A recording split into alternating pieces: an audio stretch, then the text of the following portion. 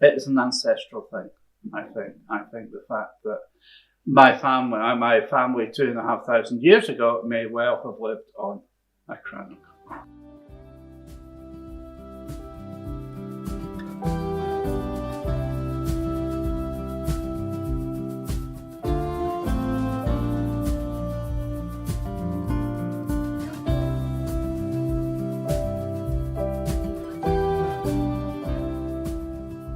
2,500 years ago sounds a long way, but it isn't really.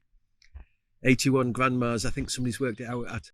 I'm Daniel McQueen. I'm Charlotte Lejean. My name's Graham. My name is Jason Oliver. My name is Rachel. My name is Mike Benson, and I'm the director of the Scottish Crannog Centre. What do I love about it? The story, powerful story, great collection, and probably more important, we've got a wonderful bunch of people that make the magic happen. It means that I feel that I'm part of a team that is connecting people, and to be part of the team that's connecting people to this fantastic period of Scottish history is a privilege. This is all an interpretation. We don't know exactly what people would have done. We don't know exactly how people built certain things, but we've got lots of clues and jigsaw pieces from the Crannog people that they left behind from 2,500 years ago. Because this is an interpretation, when people come to visit, we get everybody else's input. We learn new things all the time.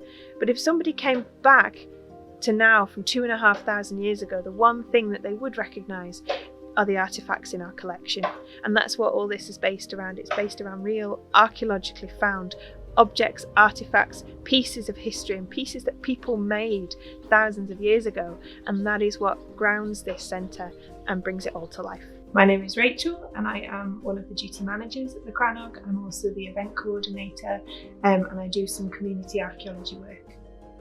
I love the fact that it combines lots of different fields that I'm interested in. So you have the academic side of the archaeology, the museum, the curation, the collection, and then you have people that come in with all this knowledge around the actual objects, the wood, the stone, people that work with it every day. And when you have that combination of people with the practical knowledge and people with the academic knowledge, and you bring that together, you get something really special. Working at the Crannog Centre to me is such an opportunity because it is working in a field that I've always been interested in the most beautiful area in Scotland, and really trying to make a difference to not just the way museums are perceived by people, but also make a difference to people's day-to-day lives, working with people with different abilities, working with people with different situations, and trying to make museums matter. I love a lot of things about the Crannog Centre. So I'm Charlotte Lejean. I'm here at the Scottish Crannog Centre as an intern, mostly as an interpreter outside. Basically I do tours and I take part in the public interpretation. I've come here as part of my degree back in France. I study heritage tourism. So what I love about the Crannog Centre is that you get to learn every day from different people, from the people you work with, who all come from different backgrounds and who all have something to, bring basically. What it means to me is, basically being that sort of link between all the archaeology and all the objects that were found, being able to share that with people. That I think is one of the most important things at the Crannog is sharing and being also a community, which is what the Crannog is all about, I think.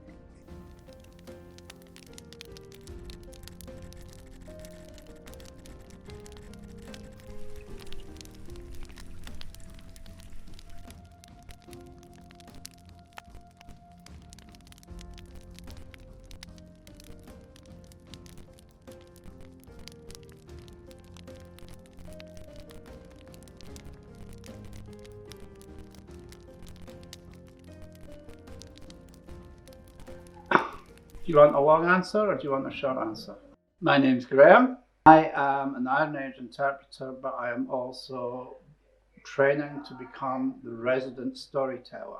My family history is based around Lochte. My family have lived around here for at least 400 years. Everyone is interesting and everyone has a story, and people really take an interest in the things that they learn here. So there are actually in Scotland over 500 crannogs that have been identified. I think also the fact that it's very, very hands-on and interactive. You know, people can have a go with the drop spinning, they can see the evolution of the loom, they can maybe see the colour bubbling over the fire. They were farmers, they were growing their own crops, raising their own livestock.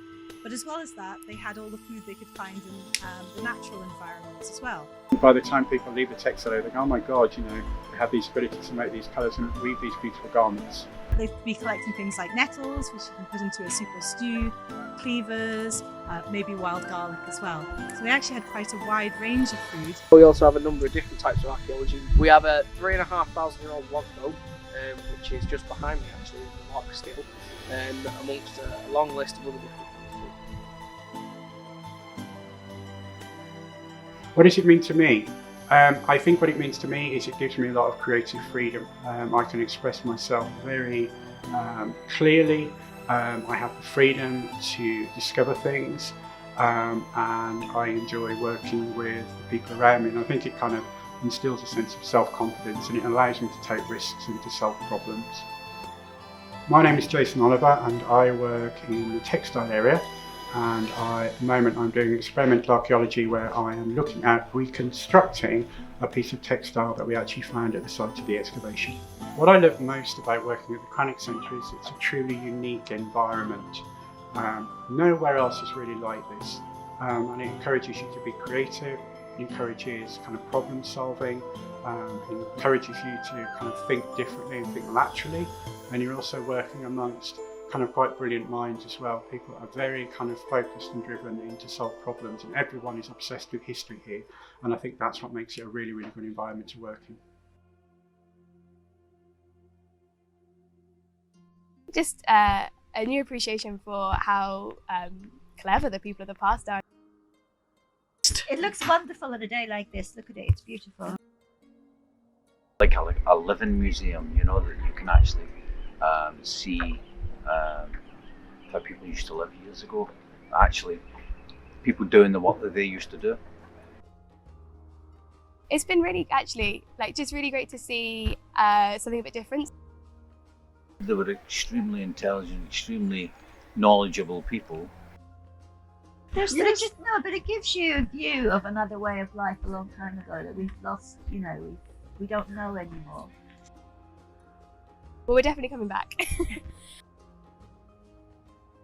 I like its authenticity. I like the fact that it's cosy inside. I like the fact that it's stayed true to its origins. I'm Daniel McQueen and I'm a tour guide for the Crannog. It means a lot because I believe in the place and I think it should be something that's well attended, and I enjoy working here. I like meeting people, different people, and I like to see the reaction when they've been into the Crannog. Nearly all over the moon that they came, and they didn't know it involves so much that we've got going on now, so that's a pleasing part of the job. Always understanding the abundance of knowledge, expertise, passion, care for is outside the organisation. So it's about being bigger and better and deeper and broader. In the future, my hope for the Crannog Centre is for it to become a centre of learning, a centre of achievement, a centre where people come first. So my dreams for the future of the Scottish Crannog Centre are that it's going to continue to grow and develop and get bigger and better with every year. Well, I really hope it continues the excellent work that the current Crannog community is doing and continues to expand into the future. This isn't only the history of this area, it's the history of Scotland, and it really deserves to be a national treasure.